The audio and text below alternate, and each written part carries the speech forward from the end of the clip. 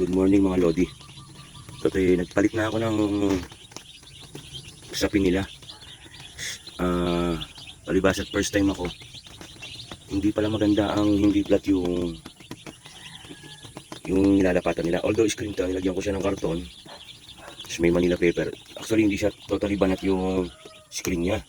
Hindi siya banat, kaya nakalundo. First time ko, kaya ito mahirap. Tsaka hirap din pala ng ganitong pesto. Malayo. Ang kainaman pala nito, dapat talagang gagawa ka muna ng ano nila, ng kulungan. Mga sisiw pa lang sila para madali mo silang malinis. Ganyan. First time at second day ko na po, at day 2. At namatayan na po ako ng tatlo na agad na namatay. Kahapon na siya dumating ng hapon. At ito na, unang pagdating, sinalangan ko agad siya ng tubig na may asukal. Although, hinanap ko muna siya sa ventilador kasi medyo mainit kahapon at medyo na-stress sa biyahe.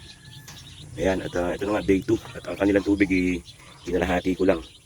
3 hanggang 4 na oras, saka natin papalitan ulit. Ako talaga walang kaalam-alam at wala akong experience sa pag-aalaga.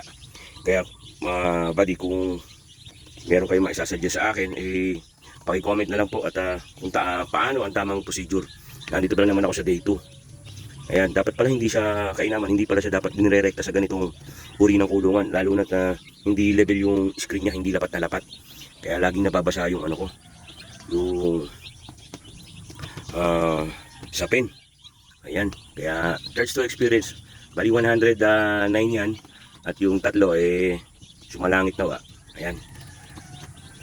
Kung meron kayong mga maipapayo sa akin, paki-comment na lang po. At ako'y baguhan sa pag-aalaga ng ganitong 45 days. Marami pong salamat at naway matulungan nyo ako sa aking mga suliranin.